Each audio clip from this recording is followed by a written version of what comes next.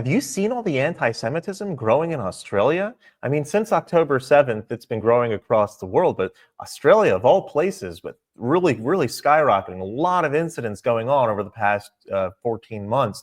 Take a look at this clip on Sky News, where they're talking about the breakdown of what's going on over there. Before we check out this clip, you could show your support for Israel with the new line of Americava coffee that talks about standing with Israel. There's a special discount code in the description. You can show your support of Israel in every cup that you brew. Take a look at this clip. We're now in a realm of domestic terrorism. For a long time, for the last 15 months, you and I and others have been talking about fracturing social cohesion amid weekly street protests, amid the university encampments, the things that the Greens were doing, things the clerics were doing to incite hatred and violence against the community. All these things were fracturing the way communities dealt with each other and viewed each other.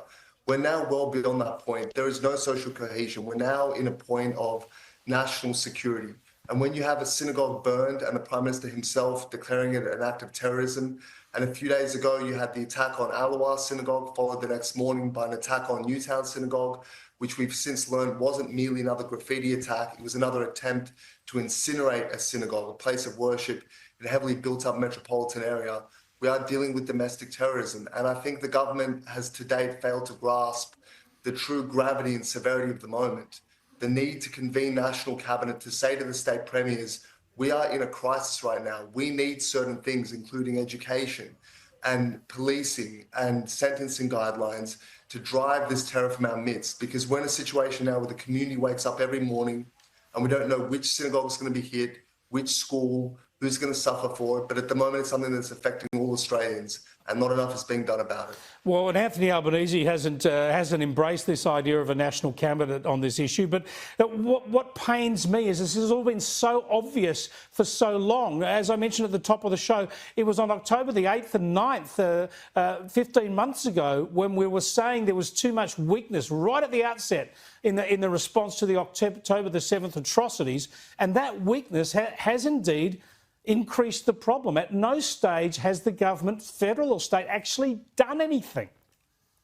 It was painfully predictable, Chris. And when you saw, just as news of the atrocities was still breaking and people gathered on the streets of the electorate of Tony Burke, the Minister for Multiculturalism and Home Affairs, and praised those attacks and let off fireworks in jubilant celebration of those attacks, and it took weeks for that to be condemned.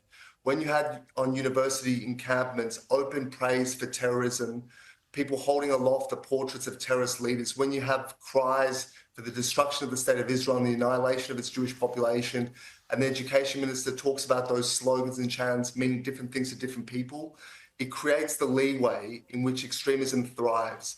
It's not merely a matter for the federal government. We have to be fair, because university vice chancellors, community leaders, and when we're living in a time when influences diffuse and social media influences have enormous sway over public opinion, and they're either turning on the Jewish community or remaining silent and complicit, that's an enormous part of the problem as well. It is a huge problem, but one of the things that we're taught from our tradition is that when you're faced with darkness in a dark world, the best way to combat it is through adding light. So when we add goodness and kindness in our daily affairs, we help dispel the darkness of the world that we find today. If you like this content overall, I highly suggest that you hit that subscribe button over there in the corner. We'd love to stay in touch with you. Take care.